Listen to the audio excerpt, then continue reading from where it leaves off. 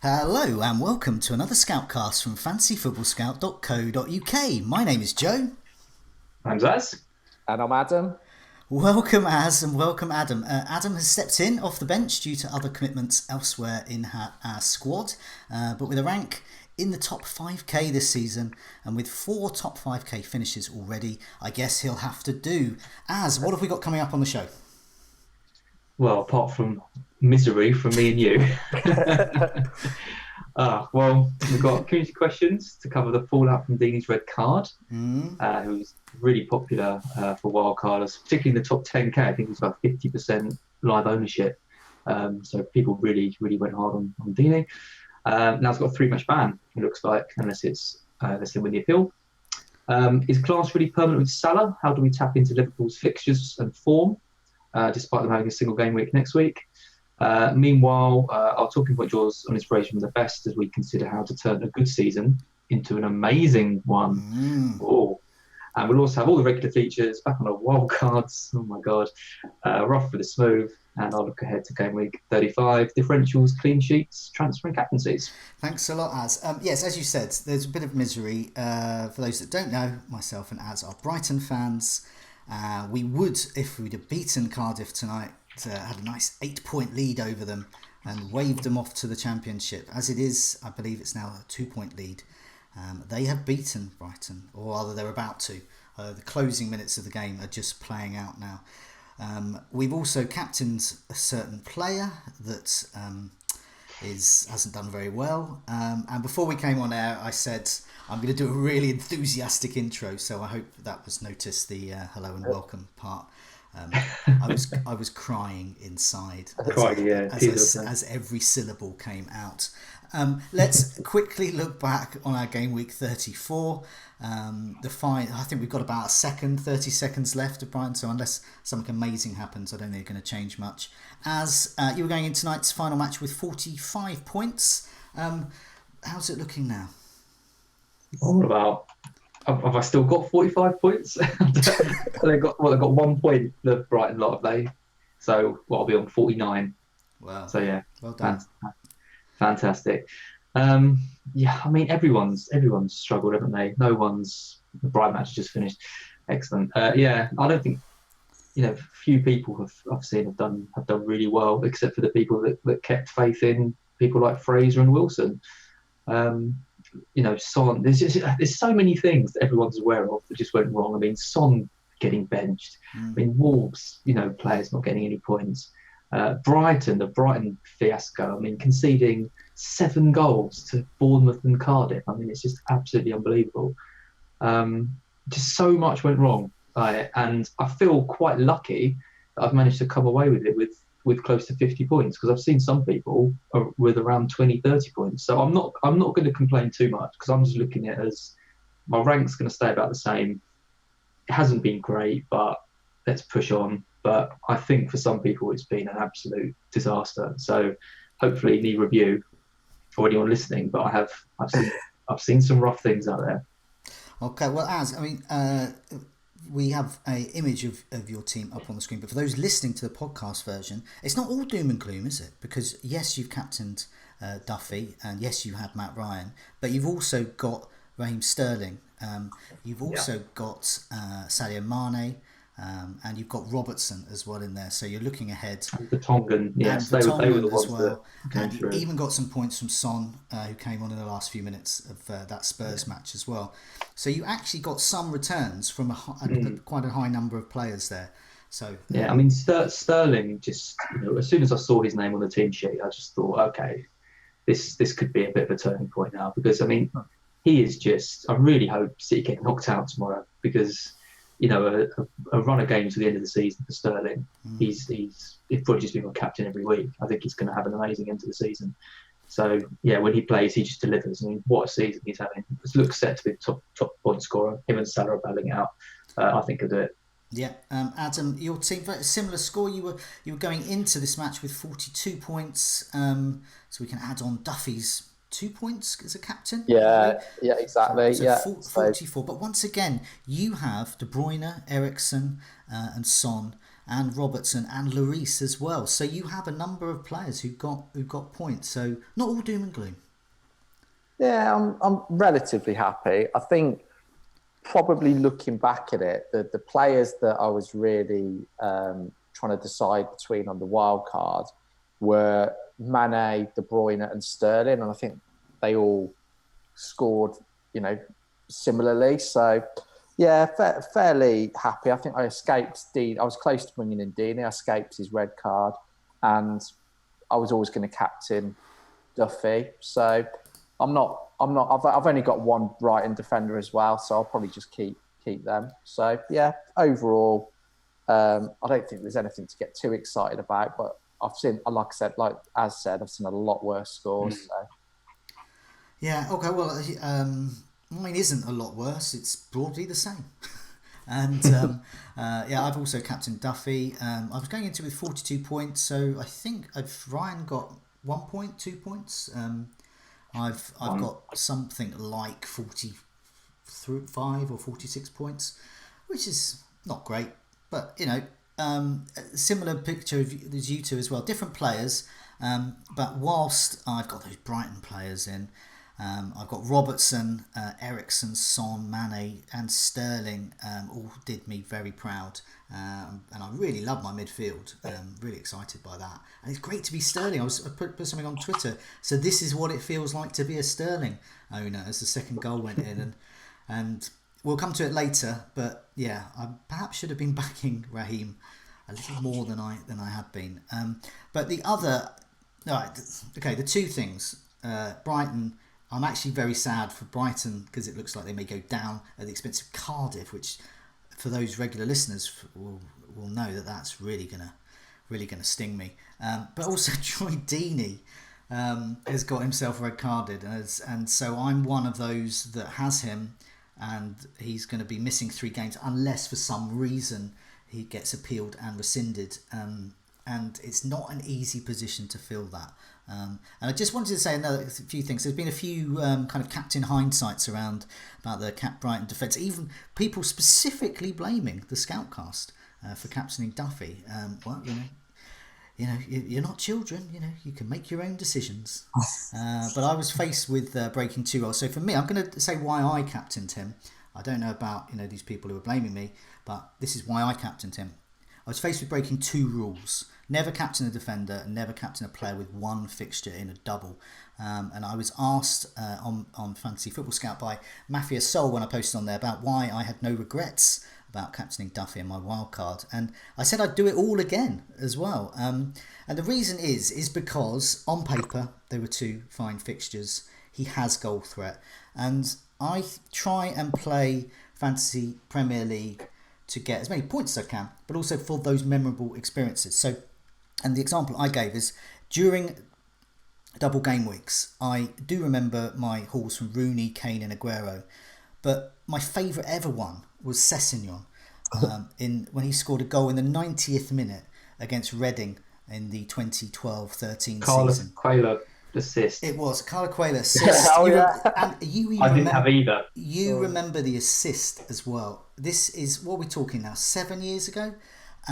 It was the. I remember it because I didn't have either of them. And I captained Sessegnon, and many other people did, as they did with Duffy. And right up to that moment, why did I captain Sessegnon? Well, because that goal went in the 90th minute, and it was like VE Day. I can tell you, on all the forums, it went mental. It was ticker-tape everywhere. There was street parties, there was Quayle placemats, James McLean cutlery sets, John O'Shea beakers of warm bitter. It was wonderful. And I remember that, and I love that. And I was hoping to get the same for Duffy. It didn't happen, but I gave it a go. And that's what it is. It's a game. It was a week to give it a go. It was a week to give it a go. Between the Champions League fixtures, rotation everywhere. None of the Sterling did well, but he could equally have not played. Son only got 4 points, who was pretty much everyone's vice captain. And who was my vice captain this week? Jimenez got 1 point. Yeah. So if I hadn't captained Duffy, I'd have captained Jimenez, and I'd have had exactly the same score. Meanwhile, let's move on to some rough with the smooths. Do we have any rough with the smooths this week, or are we the roughs? I've got a couple. Okay. So shout out to 66,115 Duffy captainers. I think it's safe to say that we are the biggest roughs this week. I mean, we were on naught, 90 minutes ago, so at least we've got a couple more points than that. I'll take that. Do you know what, Az? Just quickly, Shane Duffy's team has surely got to be featured in this. I don't know. Yeah, well, he's one of the 66,115 FPL managers. Well, that's the rough, but the smooth is he had Wilson in his team as well. He hedged, didn't he? I didn't see, but I wonder if he had Camarasa in as well, maybe. Oh dear, but yeah, I mean, there's what else can you say? There's 66,000 who did the same thing, and we're all in pain. FPL Fairy, so the guy who does our differentials and clean sheets, he just forgot the deadline. Had Kane in. Had a good vice captain though, Shane Duffy. So that's nice. Randy Osborne, he's done Spencer. Forgot to press his wildcard button. Oh no! And how took much? a minus 108. Is this now? What was his rank before, and what did it become? 9k. Yeah. Before. Yeah. 112k. Now. Still beating me, even with a minus 108. Yeah, and I'll just say one schmooth. Harry Scherzer. So he must have been hoping for this. He got the Arsenal team sheet yesterday. Kolasinac and Lacazette, both in his team, both benched. Who were his first two subs? Fraser and Alexander Arnold. Oh, brilliant. 23 points. Nice. And neither of them came on, which is amazing.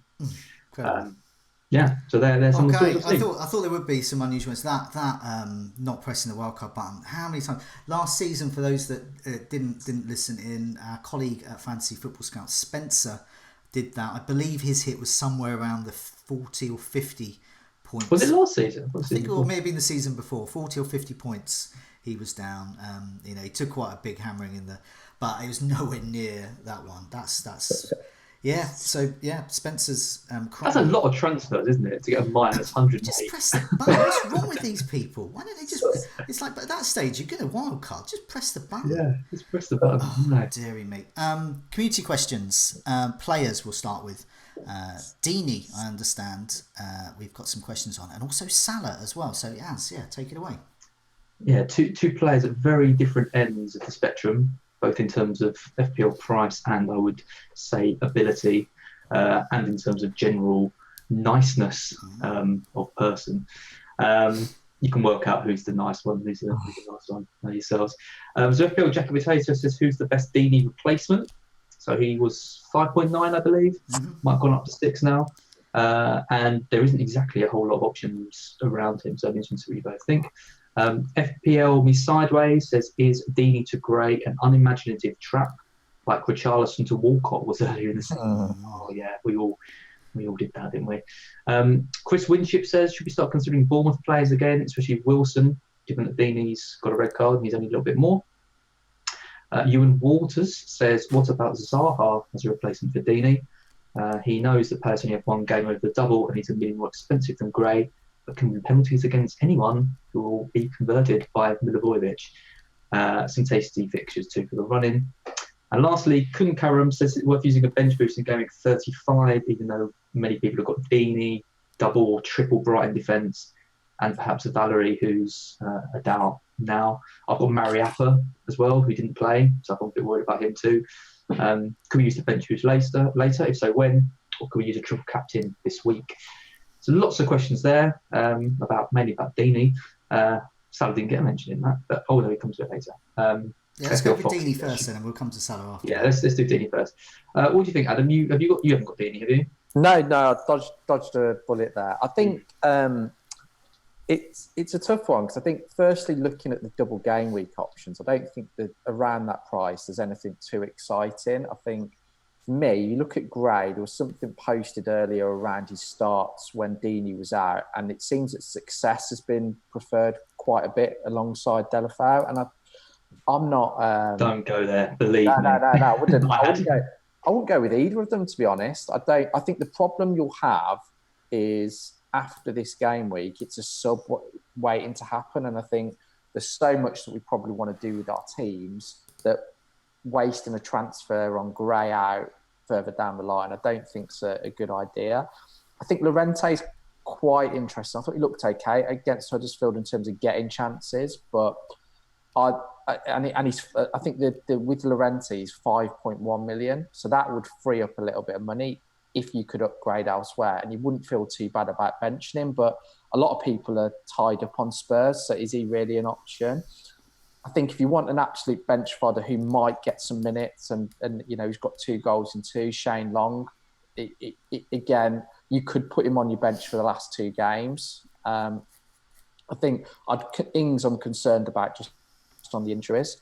So for me, there isn't really that exciting with the double game week players. I think when you look at the stats and you look at the players in and around that price range, you're looking at the players with single game weeks. And I think a lot of us have fallen into traps getting obsessed with having double game week players. So I think the players that stand out for me for expected goal involvement the last 6 game weeks, you've got Chris Woods at the top.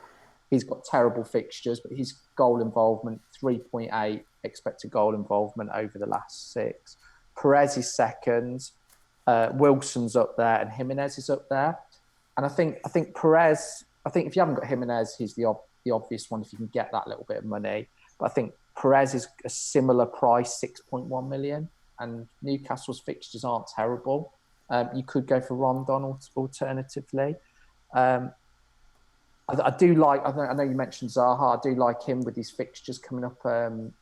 Even at Arsenal away, I think it's a sort of fixture he could do okay in. And then the other person who was mentioned was Wilson. And I think if you've got the money to get that, what would it be, an extra 0.7, 0.6? I think he's worth it. He's got Fulham at home. Even though he only has 4 games, I think he's likely to play the majority of minutes in them, and I think he could match them. So I suppose my advice would be, if you want to use it as an option to upgrade elsewhere, go really cheap with Shane Long. If not, I'm not advocating Shane Long other than it would allow upgrades. I hear you advocating Shane Long. Yeah. Adam says, we said about Brighton last week. You're now saying Shane Long. I've said just go triple captain Shane Long. But I think what I would say is that I think the single game week options of the likes of Zaha, Perez and Wilson are probably the way that I would go. I think if Chris Wood had better fixtures, he would be somebody I'd look at, but I'd probably go more towards them. And I think we've seen the damage that single game week players can do this week. So if you had 6 million in the bank, you'd say take a hit and get one of these. I would set myself. What I would look to do is set myself up for the remaining game weeks of the season and not focus on the double too much, because I think a lot of people have looked at and obsessed over the doubles, and all it means is you end up having the reality is very few attacking players get 180 minutes. So somebody like Gray playing 130 minutes, surely you'd probably rather go for Wilson, who you haven't got a transfer out, or when Deeney gets back. That would be my take on it. I just don't think there's any players enticing or good enough. I guess with Gray, you would just get him in, bench boost him with the double. Then Deeney's still out for another 2 games, and then you've only got 2 games left, so you just leave him on the bench and potentially. But was he 5.9 million? Yeah, I just think, I'm just not excited by any of them. No one's excited by Andre Gray. No. And he hasn't, if you look at his scores, he hasn't really, throughout the season, even when he's played, he got a couple of assists the other week, but he hasn't done anything brilliant. So, I guess it's just the fixtures in the double game, because they've got Huddersfield and Southampton, but So I don't think he'll play 180 minutes, which means you're getting a game and a bit. And Huddersfield are terrible, but I don't think Andre Gray. I think it's more likely to come from Delafeu or Decore. I just don't see it. You might get an assist, but then or the odd goal. But I think it kind of depends on who Deeney is in your team. So in some people's teams, he's kind of he's the third striker, and then we're looking to pay him each week, and they might have someone like Ward-Prowse or Will Hughes or Romeu or Højbjerg or someone like that as their kind of fifth midfielder. Yeah. For others, they spent a bit more, and they might have a kind of a Redmond or a Decore or a Delafeu and a Deeney, so they're kind of looking to switch anyway. Then I guess you've got a bit more option because you can kind of downgrade to someone really cheap and then just accept that, okay, I'll just get Shane Long in and just get the 4 points or whatever from him. Or you kind of mix your team up and go for something more expensive. Joe, you've got Deeney, haven't you? I have. So I'm your target audience for this one. Please, for me, there's two options really, and as Adam said, you have to take the rest of the season into context. But I think it's possible to do that with the double game week in mind. And by double game week in mind, I'm thinking bench boost week in mind. That's what I'm looking at. So I set my team up to bench boost in game week 35, and by gum, I'm going to do it even if my bench is awful. So I'm going to make that bench better, but also set myself up for the rest of the season. And I've got two options here. The one I'm currently thinking is going to involve a hit.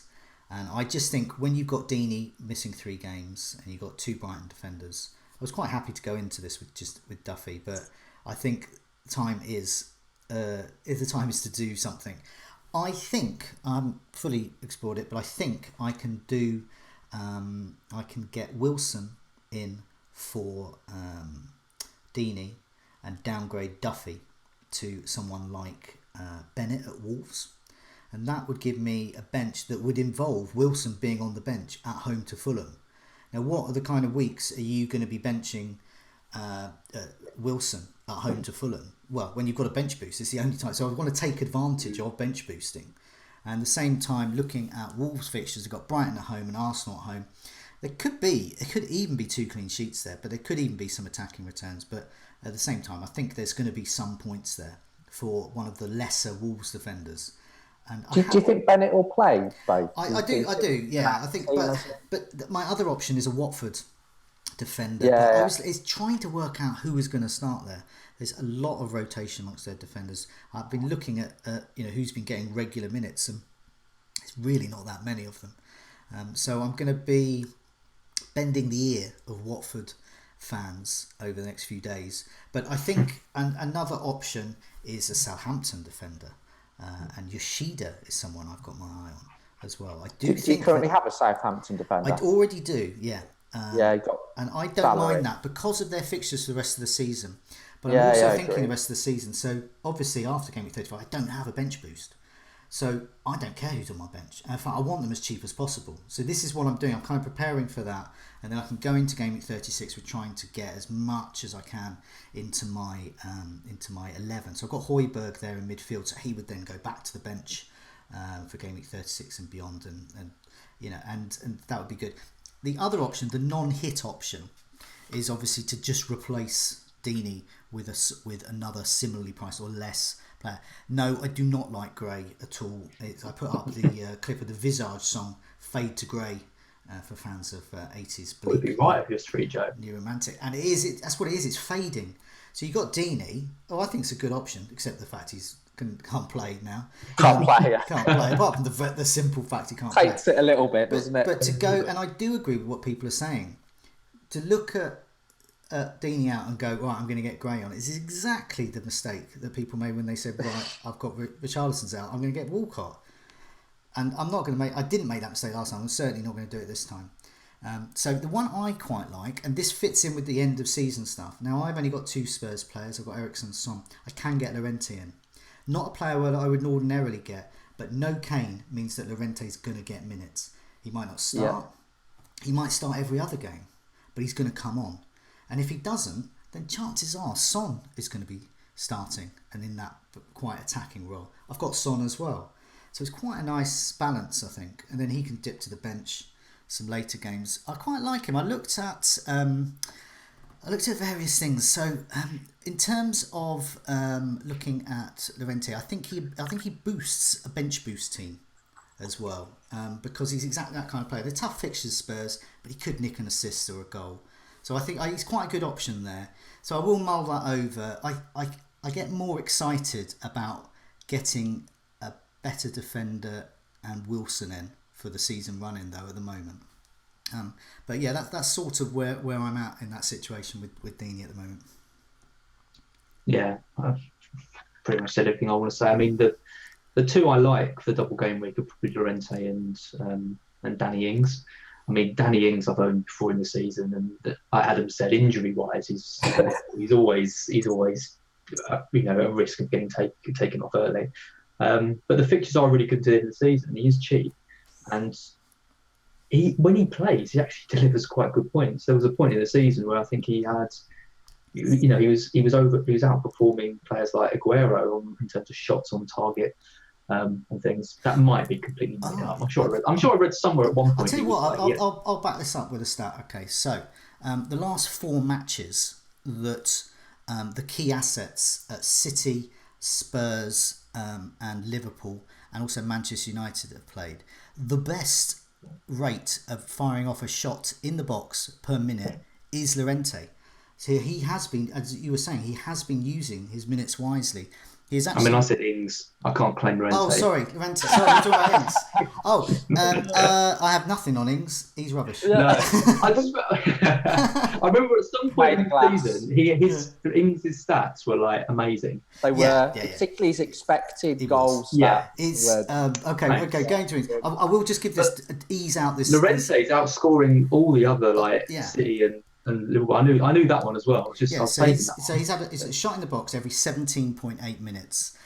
By contrast, Salah every 29.8 minutes and Sterling every 23.7 minutes. I do not have Danny Ings stats. I do remember he was good. The problem with Danny Ings though is the minutes. If I thought he was going to play both, but our friend Lucy on Twitter, who is a Southampton fan, posted an interesting reminder about Danny Ings, saying that he got injured when he played 2 games in quick succession before, and the manager remembers that, and he was very concerned about that, and he said it's something he will address. So Ings is not going to start twice, I do not think.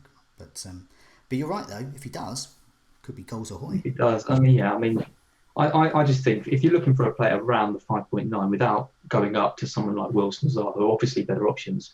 If you're looking for someone under 5.9, there isn't that many options. I think Ings and Llorente are probably the best two. Yeah, I like the Llorente shot. Yeah. So in terms of just on Kunkaram's question about the triple captain, I'm a little bit tempted to consider the triple captain this week. I mean, I've got Mariappa, Duffy, and Ryan. So they're 3 of my 4, bench boosts, and then I've got Deulofeu, who. Is he even fit? He was said to be fit last week and didn't even make the squad. So I could potentially be going into that bench boost with just Duffy and Ryan, which isn't that appealing. That's so I could boost, is it? not much of a bench boost. We're getting minus points. So I could look at taking some hits and things, or I could look at playing a triple captain on a double game week. I mean, Jimenez for this double game week. I know he was poor against Southampton, but I mean at home Wolves are different animal. I mean, at home to Brighton and to Arsenal, they are 2 good fixtures. I really like the look of him this week, and he looks a really strong triple captain option. The only thing that kind of puts me off a bit is that I also think there's some really strong triple captain options in other games, and there's probably not so many strong bench boost games coming up. I think there's a potential, but it involves using your precious remaining transfers to just move around your kind of dregs on your bench, and that is, I think it's Gameweek 37 when Palace have a good fixture, because Palace players are cheap, and there's you want to better have the likes of Wan-Bissaka. How many times have we left points on the bench? But it involves playing. If people like you and me, we plan for a bench boost now. To go against it, it essentially means sort of ripping up our team, and we've got to think anew. And for me personally, I think I just prefer to spend a hit and just be done with it. Well, the trouble with the bench boost at this stage of the season is that you just do get more rotation, especially people like it wouldn't surprise me to see someone. You've got Sterling and Aguero in your team, and then you're bench boosting in a single game week, and one of those 2 misses out. Like it's kind of ruined the thing anyway. You would have got one of your bench players off the bench anyway. So the double game week, good point, is the best time to play it, because you even like Mariappa, I could play this bench boost on another game week and Mariappa misses out, but he could well play one of the 2 next games. He's got a better chance of playing one of two quick successive games than he has if he's not first choice in any of the others. So yeah, there's a lot. It would suck to play your bench boost and only have 2 players actually play because your first team have missed out because of Champions League rotation, or because the manager's bringing in younger players because they're on the beach, or there's loads of reasons why squads can get rotated. So I think the reality is that you're better off having 8 bites of the cherry on your bench rather than 4, because the players on your bench, if we saw what happened with Brighton at home to Bournemouth and obviously at home to Cardiff, that could happen really in any game. So at least if you get 2 chances, or 8 chances versus 4, you'd think it would go in your favour. I think the way to approach this, your triple captain and your bench boost, it's just literally quite simply to write out the options that you have and just compare them. So I did it with my team. Unfortunately, I don't have my triple captain, but if I was to do it, I'd look at Jimenez triple captain this week versus Salah or Mane next week. And to be honest, I do like the look of the Liverpool next week, particularly at home to Huddersfield. And then my bench isn't terrible, but terrible for this week. So I'd rather have 8 players versus the 4. I think probability wise, you're more likely to get more points that way. That's not the case for everyone. I think we've seen people use different strategies. I don't think it really depends on your team. If you've got 2 or 3 players out on your bench, maybe triple captain could pay off. Yeah. Well, that's what I'm thinking. I mean, if Delafeu's out for a reason, Valerie's still a doubt, and Mariappa is around, then I don't think I can bench boost, because I'm probably going to have a couple of players missing completely, and then I've got the same problem. So yeah, I don't know. What do you think? Joe, you've answered it, but you're definitely bench boosting this week. I'm going to go for it. I think I'm going to hope I can get some points at Duffy and Ryan, but they're going to be there for a while anyway. So if I'm going to remove Duffy, so I came into this thinking I'll get points from Ryan and Duffy. I think now it's an opportunity to perhaps upgrade Duffy and go for someone like Yoshida or Bennett or one of the Watford defenders and get a bit more for that. And it gives me a chance with Wilson as well, who's a player I did remove on my wild card. I don't really mind that. Some people are going, I removed all these players, but he was the only one of my players I removed that did well. But I brought in Sterling, for example, so I'm not really that. It's like but I do. I would like him for the rest of the campaign. But you mentioned Salah there for the triple captains as well, and that's the other option. I don't have Salah, but I do have Mane, and I do think that the Liverpool game against Huddersfield is prime triple captain territory. So that segues us quite nicely onto it does indeed. I was hoping it would. Because we've all got Mane, right? Yeah. No, I've not got Mane, but I plan. You've not got Mane. Yeah, I plan to bring him in. So you haven't got any Liverpool? No, I've only got Robertson. Ooh, you're a little bit worried about the Cardiff game? Not massively, because I don't think it will be 4 or 5. I think it'll be. I'm confident in my other midfielders over 2 games, and plus it gives me an extra game to decide who to go for: Salah, Mane, Firmino, Alexander-Arnold. Because it's a pretty big effort for me to bring in Salah. I would have to completely restructure my team to do it. It means my transfers this week would probably have to pave the way for Salah, because it would probably be losing someone like Sterling or Aguero or someone, because he's just so expensive.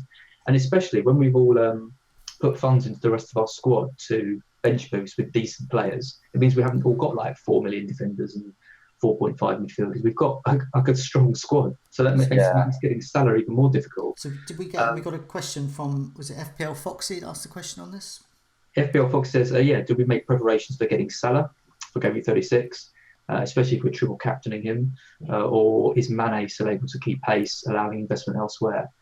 I'll just answer quickly. I don't think I'm going to be getting Salah. I just think it's. I want to triple captain him. I think he's the best choice for that week, and the best choice for any of the fixtures remaining. I just can't get him. It would just mean a complete overhaul of my team. And when I went for Delafeu as my kind of bench boost option, I kind of threw away the chance to get Salah, because I needed to go get for someone cheap to make it easier for myself. So I'm going to stick with Mane. We've had articles posted on the site just saying that his stats are better anyway. He's fantastic at home. He outscored Salah again this week for 3 million less. Okay, only by 1 point, but still, all counts. And I'm confident enough with him to give him the triple captain if I don't use it this week. So that's going to be my plan. What are you thinking, Joe? Well, yeah, I mean, I've got Mane, I've got Robertson. They're going nowhere. I've constructed my wild card so I can get any player I want within 2 moves. Although, as you pointed out, that does involve removing players I perhaps don't want to remove. But I can feasibly, within 1 hit, or if I had 2 free transfers, get Salah in. But it would involve 2 of Eriksen, Son, Sterling, and Aguero making way. And so I don't really want to do that. But so one of the things I'm looking at. Want to do that. No, I don't want to be doing that. But then again, one of those could get injured. So, for example, if Aguero got injured or some kind of weird suspension or something like that, well, then that would give me the opportunity to do that. And you never know in FPL. You never know what's going to happen. But as it stands at the moment, I might just go into that match and triple captain Mane and have Robertson as well. I would like Firmino as well, and that may be doable. I'll have to have a look at that, and depends, what shape I'm in. I just wanted to say, so the last 2 fixtures, so Salah's really started to improve the last 2 fixtures, certainly become more confident. 2 great goals he scored. Mane scored once over that time, and Firmino's got an assist. But there's still, as you said, there's still not a lot in them stats-wise. So over the last 2 matches, Salah and Firmino have had 7 shots. Mane's had 6.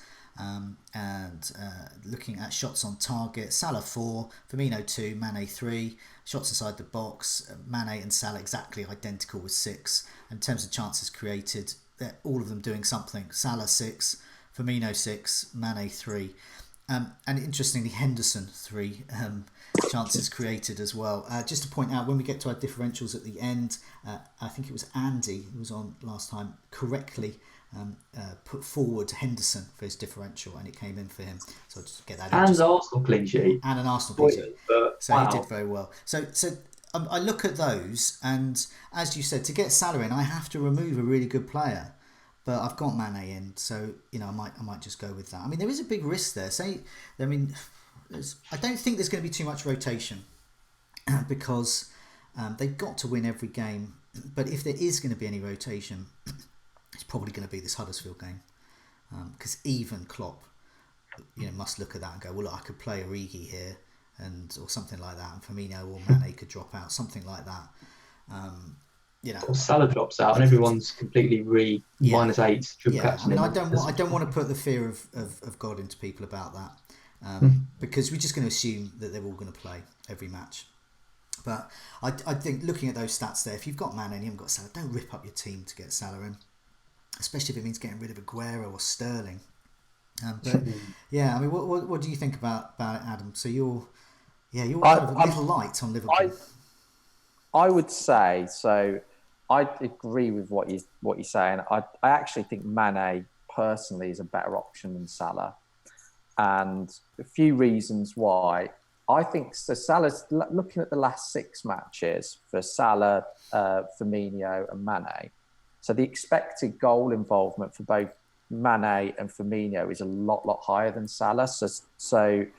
And that's in spite of Salah having a lot more shots. So the expected goal involvement for Mane was 4.6, second only to Sterling for midfielders, and Firmino was 4.2, whereas Salah is 2.9. So I think that says something. I think from watching the matches as well, I think Salah's scored 2 absolute world-class goals, which is great, but Mane is the one, for me, that is getting the best quality chances. And when you look at, I know, some people are fans of XG, so some aren't, but if you look at the XG per shot that Mane's having, it's quite high because he seems to be getting the space and getting the best quality chances. And I think Salah and Firmino are helping create space for him. So for me, I really like Mane. And actually, since game week 24, Salah has only outscored Mane in 2 game weeks. And in those 2 game weeks, Firmino outscored Salah. So I think the best answer could be to go for Firmino and Mane. Yeah. And go for that go for that double up, and it's a move that I can do. If I save my transfer this week, it might mean taking out De Bruyne or Eriksen, which I don't really want to do. I know you mentioned about taking out the exact thing about taking out players, but I think it could pay off for that Liverpool double up at home to Huddersfield. I think a key to our decisions is going to be the Champions League. This is being streamed on Tuesday night. Tomorrow night we will find out which of Spurs or Man City is going through and is going to have a semi-final. That semi-final is obviously going to be the key match as well. Man City is still going for the title and Spurs are still going for top 4. So there's a lot of juggling to be done there, but whichever team is knocked out I think is a real team to target, because they are just going to go for it in the league. There's going to be no distractions. So whether it be City or Spurs, and that might make our minds up about who to dump. But it's probably a good segue into the next bit. There. It's almost like you've done this before, Joe. It's like looking at teams. And Adam, this is your bit. We've had some questions around Spurs and City rotation. Yeah, absolutely. So we're going to be looking at Spurs and City rotation. So Karan 14 said, if we load up on Liverpool, surely some City and Spurs assets have to be ignored or removed. Which City and Spurs assets should stay and which should go? And then Kun Karam says, how do we tackle City? Do we need 3? Aguero seemed to be struggling versus Palace. Sterling has played a lot. KDB's looking great. Who should we focus on for the season running? All 3. And then we've got Profiteers. Spurs, everyone seems to have Son, but are Eriksen and Lloris better bets? Are they guaranteed to start even with Kane missing? And then last but not least, John Sutton says, do we get more in for the rest of the season? Could be a good differential over other Spurs assets. So should we go over to you on this, Az, to kick things off? Yeah, sure. So, I mean, it was a decision on the wild card as to, I know a lot of people tripled up with City or with Spurs. There's plenty of good options there, and that's not even really taking into account the defence as well. So Spurs have got really good fixtures to the end of the season. I got Vertonghen in because I thought he's probably the safest sort of pick, and he was about the only one to survive the culling of Pochettino, so I was quite happy with that. Joe, I know, has got Laporte as well, so he plays pretty much every game. And they conceded to Palace, but they've got a great defensive record this season. I mean, Sterling to me is just a given. I think Son's a given as well, because I just think if they're going to achieve what they want to, if both of those teams want to achieve what they want by the end of the season, those 2 players are going to be their key players. They're just, Son's, I imagine is probably going to be playing up front, and. There's something else to really say about Sterling. So then it's kind of what you do with the rest of your options. So Aguero seemed so logical, but he's a lot of money, and I'm not actually looking at captaining him in any of the next, any game to put maybe to the end of the season, because I think there's really good options in Liverpool. He's not banging form. He's got Jesus kind of nipping at his heels a bit. So I think he could be the one that could drop out potentially if you're looking at a way of getting Salah in or sort of moving your team about. And I think De Bruyne as well, 9.7 I think he is, really low ownership. I kind of feel a bit that he's not always the best fantasy option. I know he got over 200 points last week, but he's he does often play quite deep and he sets other players up, and he's the kind of creator. He makes everyone else better without necessarily himself being the best scorer in the team. But then he dispelled that, against Palace when he was just absolutely brilliant. And he looks like having a rest for the whole season. Hasn't kind of, he doesn't look like he's taking time to adapt. He's razor sharp. His accuracy, his passing, and everything. He's hitting form at like the absolute perfect time for City. So I do think if you're looking for someone a bit different, even swapping Aguero to Firmino and upgrading someone to De Bruyne could be a really good move by this week. For now to the end of the season. And the only other player I've mentioned there is Eriksen, who everyone's got, and I just don't know how I feel about Eriksen, because he has the potential to play deep himself, and when he does play deep, he barely gets any points. It's only when he plays further up the pitch when he's actually a decent option. And I think with Trippier in the side as well, it kind of makes him less good a pick because he loses some of the set pieces and corners and things. So I'm not too fussed about not owning Eriksen. I mean, if you're going to get an assist against Huddersfield at home, then is he really the best option? So yeah, I'm happy to go with two from each. I think that's how I'm going to play. I'm not looking at Trippier and Upper. What about you, Joe? Well, yeah, I mean, I've got currently 2 Spurs. I've got Son and Eriksen, and I've got 3 City. I've got Sterling, Aguero, and Laporte. Laporte is fine. I don't even. It's weird. It's not. I don't count him as a City player. I just count him as a reliable defender because he's not one of the exciting upfront attacking ones. Even though he has got double-digit scores in the last 2 double game weeks. So what I did, I mentioned earlier, I was having a look at key City, Liverpool, and Spurs assets over the last 4 over their last 4 matches, just to really compare them, and that's where Llorente's, quite amazing shot rates came up for that. But in terms of over their last 4, in terms of shots, Sterling, Salah, and Eriksen are top. So Eriksen's actually displaying a good goal threat there. In terms of chances, it's Eriksen again. KDB, as we've seen, and Firmino, he's taken that creative role. They are top. And in terms of shots on target and shots in the box, it's Sterling again and Salah as well there. So they're actually they're making those accurate shots. But as Adam pointed out, Mane is making the higher quality shots there. So for me, I think Sterling is key. He's going nowhere. Salah, one of Salah or Firmino, I would like to have against Huddersfield as well as Mane, and I think I quite like Eriksen to stay, but a lot will depend on whether they are out of the Champions League. But looking at those underlying stats and his broad spread of points that he can get, I do like him, and it's Aguero that may go. And so what I might do, because I hopefully won't have any other fires to fight, I'll have an okay bench. I've lots of other players I like in my team, and I am looking at perhaps a switch to do Aguero to Firmino in game week 36. Game week 36, Aguero is away to Burnley. There's a good record against Burnley, but he hasn't impressed in a lot of away matches this season, whereas Firmino has the golden ticket match, which is Huddersfield, and I think there could be manoeuvre in there, and that would leave money in the bank. I can always get Aguero back in again. And I think it feels a bit like in the Sky, for those people who play the Sky game, this kind of end game to the season, a lot of it is about juggling those heavy hitters around. You should have a good structure to your team. You don't really want to be, like in Game Week 35, I'm going to be juggling my dross around my bench for the bench boost.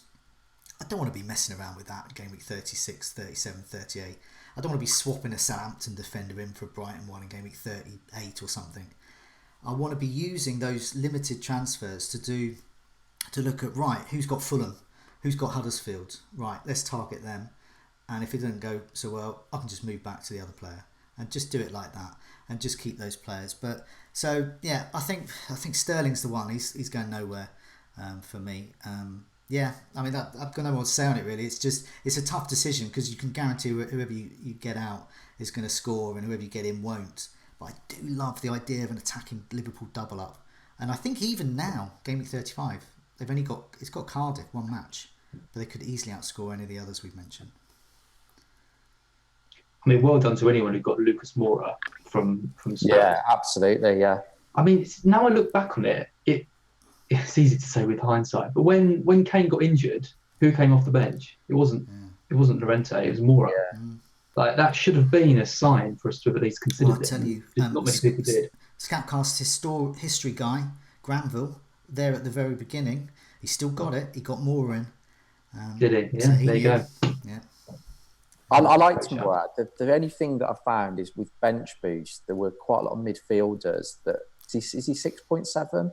There were quite a lot that were just under 6 or around 6, which made it a little bit easier to fit in. But I mean, hindsight's a wonderful thing, and I think looking back on it, it was a missed opportunity there, particularly with what Poch said on the Friday about rotation. It was it's as big a buy-in signal as you're probably ever going to have. So I think that was a missed opportunity for us all. I think the hat trick though was just. I know. Well, to be fair, there were 3 great finishes, and I think he only had 3 shots the whole game. And there were other players that. I mean, Ericsson had 6 or 7, and could have on another day got a huge ball. I think my take on it is that I think looking at the games that are left, and I think firstly the Champions League is critical for this, because I think if with City or Spurs are going to go out, so there's going to be a team which has just got the league to focus on. So I think that will give us an opportunity. I think if I was setting up now, I've got Aguero, KDB, and Laporte for City. If I was doing it now, I was really debating between Sterling and KDB. I think I like a few people have missed a trick. It really should have been between Aguero and Sterling, or I think going KDB and Sterling was the right answer. I think KDB, to me, I think there's a bit of a motivation factor there. Listening to his interviews, he hasn't been involved for the whole season, and it could be a historic season for City. There's a big opportunity for him, and the way Pep has been talking about him and everything about how he sees a path, I think he could be an absolute difference maker. I think if you look at the stats tables, he's I think last 6 he's top for chances created. In his last 6 matches played, he's got 24 chances. But interestingly enough, he's created 8 big chances, and he's been unlucky to only get, I think they were his first assists of the season. So I really do like De Bruyne. I was really impressed with him in that Cardiff game. He ran the show. He played well against Brighton in the FA Cup semi-final. A great assist there. So I do really like De Bruyne. I'm gutted I don't have Sterling, and that's caused me a bit of a problem as to what to do. I'm tempted just to hold though, because every time I've tried to flitter between Aguero and Sterling, the other one has come into form, and I don't think it's the end of the season for Aguero yet. I've got a feeling the Leicester game at home could be. I think did he get 4 goals? Yeah. I don't think it's the end of Aguero yet, and I think by me trying to juggle the assets, I could end up losing out.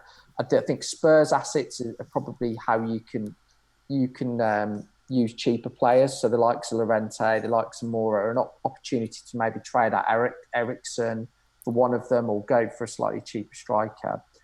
And I think if you want to treble up on Liverpool, you could double up on the defence, because I'd expect them to probably keep 3 out of 4 clean sheets. So the likes, whether it's Van Dijk, Alexander-Arnold, and then I would go Mane or Firmino, which allows you then to have more City and Spurs attackers.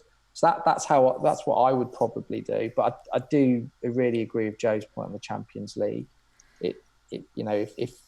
If Spurs were to somehow go through, then it would make City assets probably less likely for rotation, and vice versa. I think Spurs going through is better because City have got a bigger squad. Spurs can't rotate anywhere near as much as City can. So if City can concentrate on the league, they can just play, their main team. But if Spurs, Spurs are pretty limited to the players they've got. We've got some injuries as well.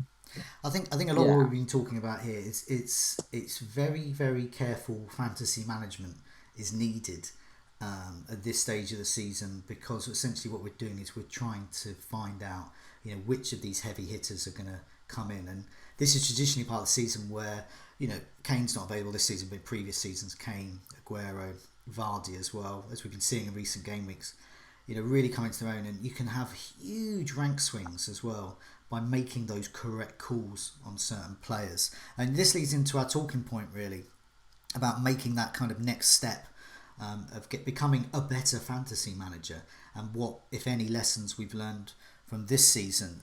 So for example, this should apply really to wherever you are in the rankings. If you regularly get in the top 100,000 but you want to get in the top 50 or 20,000 or 10,000, this could be for you. Us three, we've had 2 top 1,000 finishes. Though Adam's had 2 top 1,000 finishes, Az has finished in the top 1,000 once, I think, and I have as well. And we've had a few other good finishes as well, and some bad ones. But essentially where we're at, our peak is sort of top 1,000. And I think for us, it would be good if we could get into the top 100 or the top 10.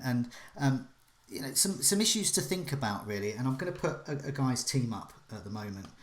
And this is a guy called Adam Levy, who is world number 1.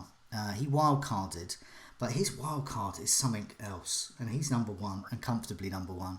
And he's brought in, so he's got Wilson and Fraser, he's got Sigurdsson and Calvert-Lewin. Who gets Sigurdsson and Calvert-Lewin on their wildcard?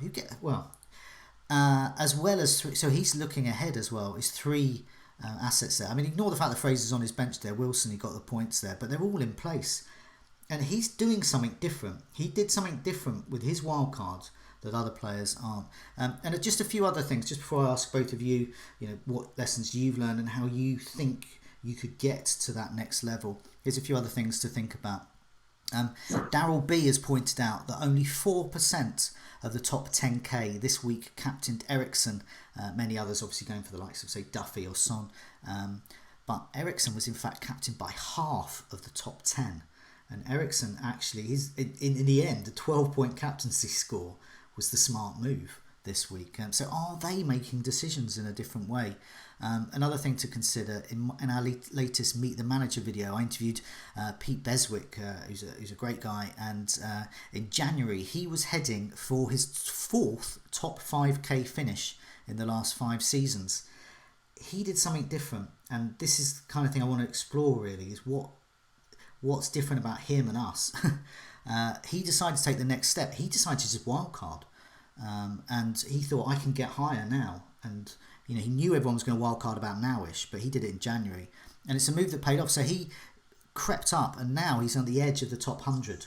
So he's made that leap from being a regular top 5k manager, and now he's hovering around the top 100.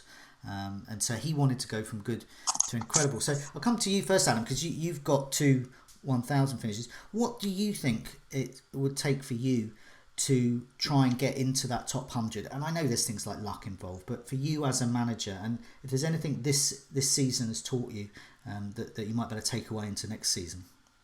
I think it's, absolutely. I think firstly, in order to put yourself in a position to be in the top 1,000, I do think you need a good start, or a relatively good start, because I think otherwise you can be a little bit too far behind, and you're constantly playing catch up. And I think that does have an element of luck. I think the key thing really is striking that balance between making sensible decisions and taking calculated risks. And I think if I look back on my season, so I broke into the top 10k fairly early on, so around game week 10 or 11. I'd have to double check. And I've been pretty much there ever since, going between 10k to 3k back to 7k, and it's just been constantly up and down depending on the game week. And I think there were a couple of pivotal moments where it's really taken advantage of the great game weeks and the great game week potential. The obvious one that sticks out in my season is the Aguero double hat trick, and I think there was a little bit of luck involved for some people on it. So the people that had Aguero, I think I was close to bringing him in, and I didn't do it. And I don't know whether the start of the season or the recent. No, so I had him there. So this Arsenal was and Chelsea, right? Yeah, exactly. And I think that really, I was going really strongly, and if I'd have fought Aguero in at that point, I think that would have really pushed me close to definitely to the top 1,000, potentially higher. And I didn't go for it. And it was a great opportunity to obviously captain or triple captain him, which I didn't do. But when looking back at it, there was, Man City in a double game week. We're all obsessed with rotation, but I think there were opportunities there, and I think I missed that, and I regret it. The element of luck crept in, because what happened is with Aubameyang, a lot of people were tempted to put him in for the Huddersfield game and swap Aguero out, but obviously he got ill and missed that match. So ended up people, I don't want to say ended up with Aguero by default, but there were a lot of people that were going to bring in Aubameyang that didn't, and then got Aguero's second hat trick. So straight away there, I'd lost out on, because I kept Aubameyang for those 2 game weeks. I lost out on a lot of points, and I think that was a huge missed opportunity. I think the big thing that, and I don't necessarily have an answer as to how to do this, but where people tend to do well is when they score highly in the high-scoring game weeks, if that makes sense. Yeah. And it doesn't matter. The low-scoring game weeks don't really matter as such. You have lower rank drops. It doesn't. It's really capitalising on those high-scoring game weeks. So we all saw game week 31 was rubbish for everybody, but it didn't really have a huge impact. Whereas which was it, the free hit week where a lot of people did that. If you could get 130 points, which I saw some teams get that plus, and it was a couple of decisions. So another one for me, I went with Silva instead of Laporte, and I was on Laporte all week. I posted my team the week before, and the only reason I think I went for Silva, and it's a completely novice error, is because I'd have had money left in the bank. So Silva, it just worked, and I thought, well, it's a sign. It works that I've got 0.0 left. Whereas Laporte was, there was no reason not to. I knew he would play. It was a safe bet. I actually had Laporte and Milivojevic, and whereas I ended up going for Silva and who else was it? I can't remember who did and Smalling. So, I still don't think it was an own goal. I think it was definitely Jimenez's, but I think it's those decisions where I was close to doing them, and for whatever reason I didn't. But I think capitalising on the big potential game weeks is key. And then I think that the final thing that I would add is what was I going to say? I can't remember my final point. But I think a lot of it really is capitalising on those. The final point, and this I think is probably what the trap a lot of people fall into. We get so much information now, and Twitter, Fantasy Football Scout, it's very easy to get influenced, not intentionally, but you read loads and loads of information, and I think or go along with what you feel is the crowd. And I think like listening to Fantasy Football Scout and captaining. Who would do that? But I think what's interesting, I played a Sky game. It's my first season doing it. I think I'm 32nd in the world. I very rarely listen to stuff or read stuff that would influence myself for that game. Whereas with fantasy, that's good, Adam. That's really selling the benefits of this podcast. But with Fantasy Premier League, and I think it's important to listen to stuff, but it's just I think you've got to still go with your research, your gut, and I think the articles on Fantasy Football Scout are great because they're very, in my opinion, they're quite impartial and they're just literally facts about everything. And I think I've found them really, really insightful. But then I think sometimes it's very easy to get. The Walcott example was quite a good one, actually. You mentioned it earlier. Yeah. I fell into that trap as well. And it's so easy to do because you think, well, it's just an obvious solution. But actually, when you put a lot of thought and research into it, maybe there are better things. There are some decisions which are hindsight and that you would just go with anyway. But there are other ones where the research just says no. And I do think that was one of them. I don't regret the Duffy captain this week. No, I don't. As I said before, I would do it again because it's part of the game as well. The final kick of the game for a Duffy goal to go in. That's what the dream is. And if it doesn't happen, it doesn't happen. But But I think with the two Man City examples I've given you, I'd possibly be about 100 points better off than where I am now, which would put me in the top comfortably in the top 1,000. So I think it's those fine line moments and capitalising on the really high scoring game week. And what about you, Az? Obviously this season's not going as well, but you're about hovering around the top 100k. You've been in the top 1k. You've had multiple other good finishes as well. So what do you think you need to do to get better, to get into that seat, to be one of these players? So wow, I'm in the top 100. And also, has this season taught you anything? It's the main thing from getting a good rank to an excellent rank is luck. Like it just that is my season has fallen apart because I've got so many 50-50 decisions wrong. I've made some bad moves as part of that, and I've made some okay moves. And I did last year, and I finished in the top 800. I think a lot of it is what Adam says, it's capitalising when on these big moves. So when you captain the right player a couple of weeks in a row, and they've scored a couple of goals, that can be 60, 70 points, just over 3 weeks just when you're captain. So luck plays an absolutely huge part. I'm still too stubborn, like in terms of not getting players in who I know are going to keep doing well. Jimenez, I only bought in recently for the first time this season. I should have got him in much earlier. I think budget strikers are really important to get right. And I think the importance of getting budget players right quite early on is key, because they soar up in value. They enable you to get in heavy hitters to run the rest of your squad. And I think when everyone's kind of clamouring for the more kind of pricey, Agueros and Sterlings, I think a lot of the time the really cheap players can sort of go under the radar.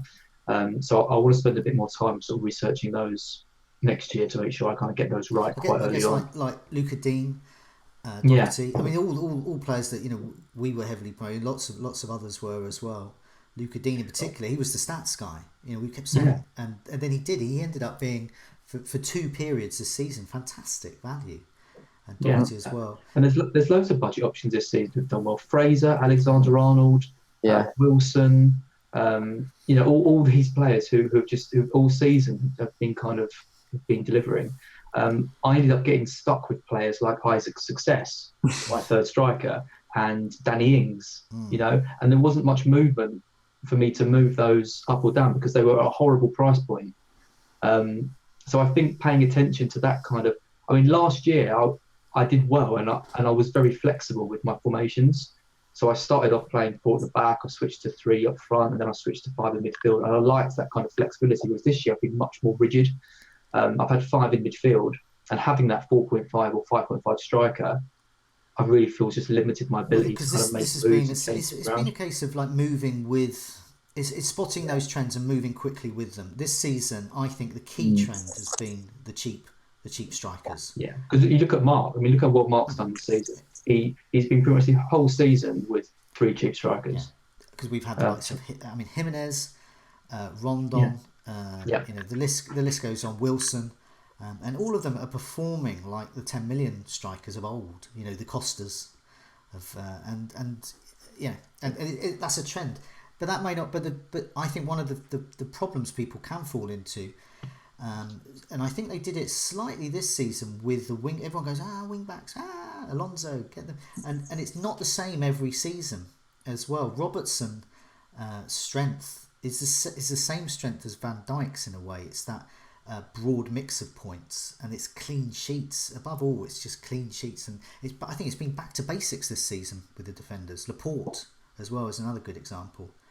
I mean, if you'd said at the start of the season that Robertson would outscore every striker in the game, like it's just for 6 million, that kind of value is unbelievable.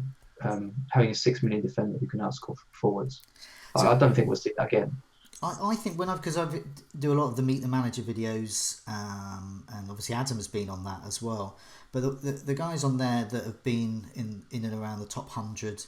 And also interviewed a lot of the people that have won it as well. The likes of Simon March, who've obviously got to number 1. One of the things they pick up on, and it's something that people don't like to discuss. It's almost like a dirty word, and it's ownership. And I don't mean that in ownership. People suddenly start bringing out the words like sheep and things. Ownership as in following whoever's got high ownership. It's not that at all. It's looking at who is being owned by who. And that, I think, can be a pivotal difference, and we can see that in the team we've got in front of us with Adam Levy. Now I'm kind of assuming there's a lot of thought into this. He has looked at that and he's thinking, what are wildcarders doing? Right, a lot of them are getting Duffy and they're going to captain him. I'm going to get Duffy in, but I'm not going to captain him. I'm going to cover myself there. It's all back to swords and shields. But who are they going to dump? I reckon they're going to dump Wilson and Fraser. I'm going to keep them. And I'm going to look ahead. I don't know if they're going to I think Salah's going to be dumped, and he's looking at the markets.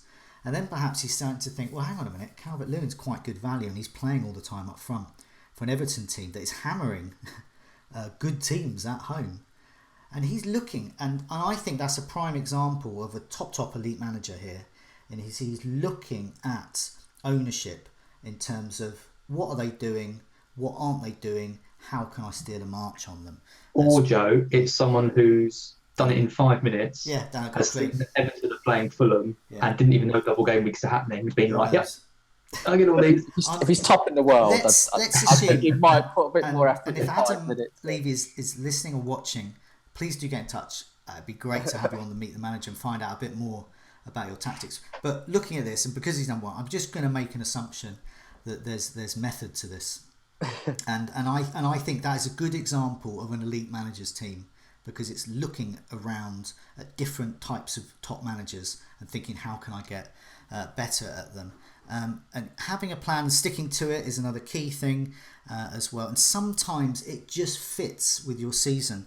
So when I was talking to Pete Bezic, one of the reasons he's gone top 100, not only did he do the wild cards early on this in 2019, but he has a structure that he's always played of loyalty. He's very patient with players, and that's paying off this season. How many times have people got rid of Wilson or Fraser and they've come in and scored, or recently got rid of Pogba?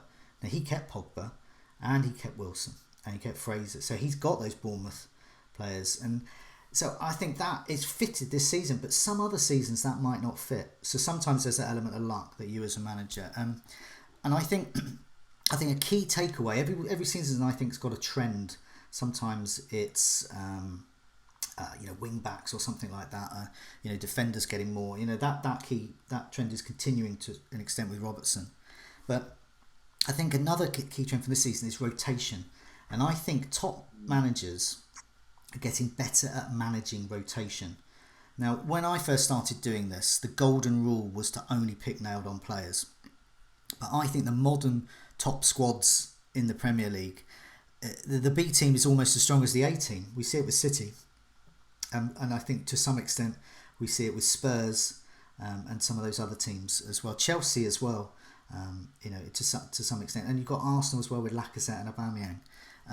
And so I think a new approach is needed, a new mentality in a way, and I think there's really successful managers have done that. The ones that captain, for example, Mark, the ones that say, I'm not going to get Aguero, I'm just going to captain Sterling, and I don't know if he's going to start or not, but the rewards are so great, I'm just going to take that risk.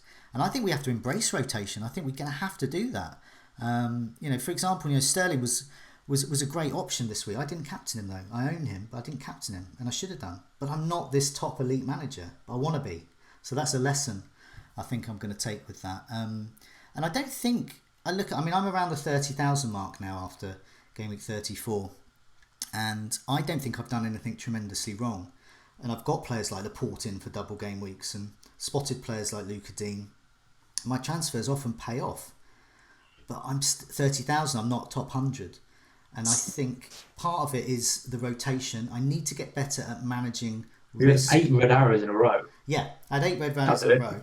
But at the same time, all in all, I went from 10,000 to 60,000 back up to 30,000. So still, once again, it's not into the top stratosphere of the elite managers. So I think I need to get better at managing rotation. And I think if I had done that period, I just thought, whatever, I'm going to get Sterling in earlier and captain him and see what happens. And I think that is a takeaway. And I think that's only going to get worse. I think there's more teams. Wolves, for example, next season, their players will cost more. They'll possibly be in Europe. Possibly not. But they're going to strengthen that team. Will Jimenez start every game?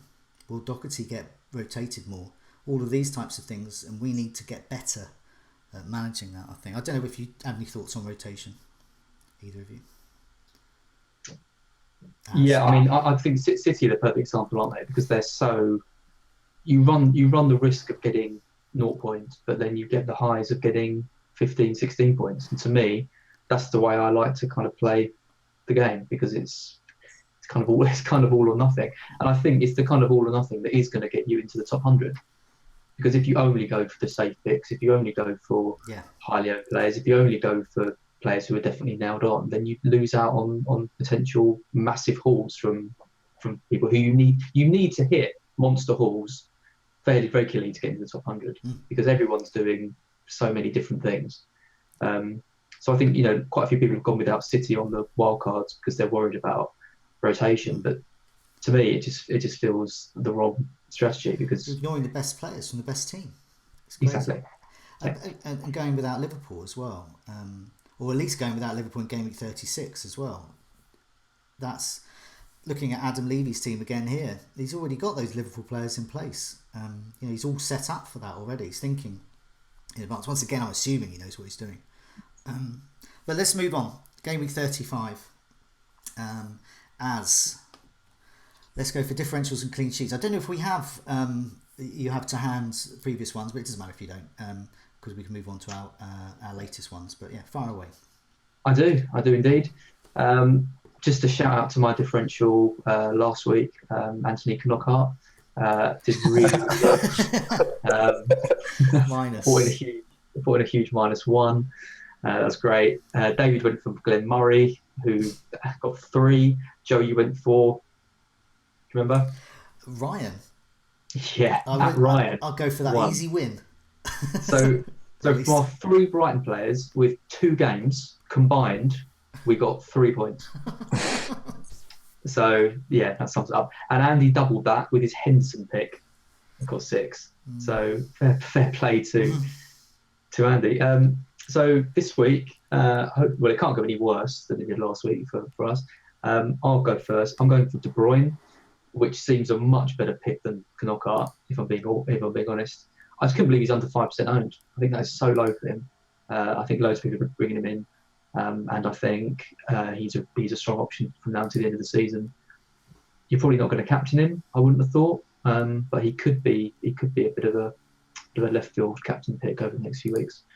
So I'm pretty confident with him. I'm not going to lie. So we'll see how that goes. Adam? I've got Nathan Redmond, and the reason I think he looked okay the weekend. He obviously got a brace, but I think Southampton have got 2 okay fixtures, so away at Newcastle and away at Watford. And I think his expected goal involvement over the last 6 is quite high. It's around 3, and I think the players in the price bracket, he's one of the top people for expected goal involvement. So I regret picking Ward-Prowse ahead of him. That was a bad decision. But I would have picked Ward-Prowse as well. Yeah, it was 0.2 cheaper, so it actually allowed. I think it's more further down the line, which I've looked at. It allows me to do the Mane and Firmino move in 36. So that was the reason it was done. It was more thinking about future transfers. But yeah, but I think he'll do all right. I think he's done quite well under Hasenhüttl. So yeah, I think it's a good pick. This is for your hat trick of returns through differentials. You've been on twice and you've got 2 out of 2 right so far. Yeah, I went Jota and who did I go for? I can't remember who I went. Oh yes, I did. Yeah. Yeah, very nice. Joe? Right, I'm going to go for Ramsey because it may be my last chance before he goes off to Italy. He's going to get minutes. He has been getting minutes.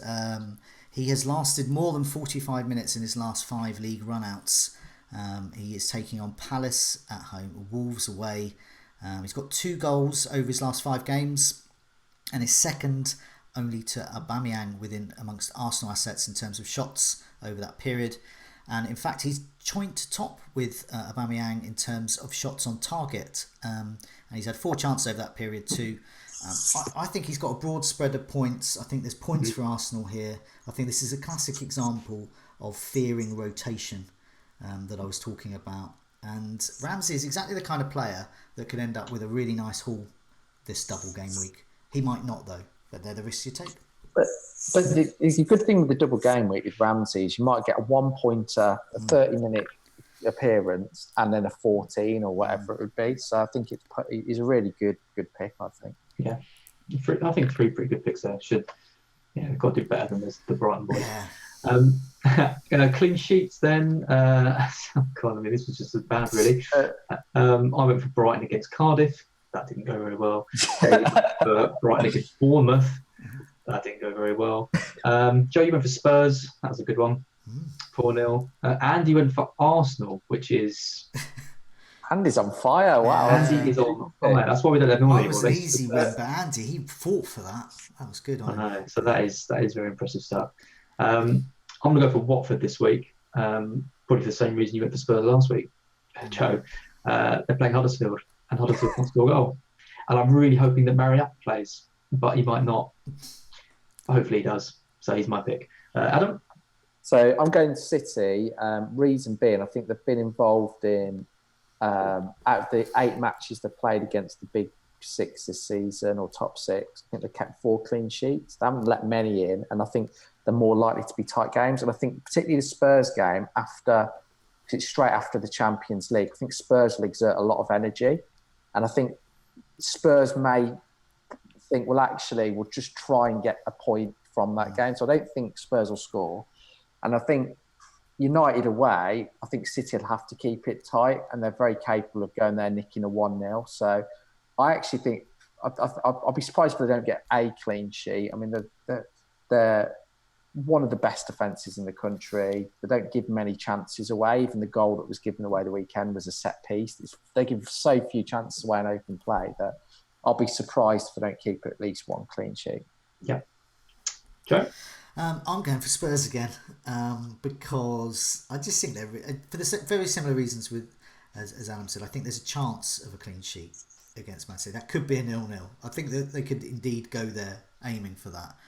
But it's the Brighton game I'm targeting, really. Brighton have had just 1 big chance in the last 4 games. Away, slightly better, 5 over the last 4 away, but I think Spurs are going to keep them at bay. And Brighton couldn't score against Cardiff at home. Suck. So away to Spurs. I'm gonna tentatively say it's gonna be an easy win for me, but not for my side, Brighton. No, you're probably right. That's it. Okay, let's move on to transfer and captaincy plans. Adam, do you want to go first? Yeah, it depends on Valerie's injury. We think it's cramps, so hopefully he's okay. My plan at the moment is I'll watch Champions League game tomorrow, or the Champions League matches tomorrow, but and look at particularly the City and the Spurs involvement. But to be honest, I don't think I'll do anything. I think I want to save 2 transfers for the following week, so I can bring Mane and Firmino in, and I'll be captaining. I think I've got to go Jimenez, and I've had him since game week 3. He's not left my team. I think it's his home form's incredible. If you look at his points per match at home, I can see, and I think the thing that with Jimenez is he's very likely to play close to 180 minutes. I'd be very surprised if he doesn't. So yeah, I'll go Jimenez captain, I think. Okay, Az, what are you doing? Yeah, I mean, I'm all set to bench boost. Has always been the plan since the wild card, but I'm looking at Delafeu, Valerie, and Mariappa all as doubts. So it'd be interesting to hear in press conferences, what's kind of going on with them. I'm not completely adverse to taking a couple of hits to kind of sort that out. So I think the bench boost is probably going to be played this week. The triple captain is tempting, but I think the bench boost is probably best for this week.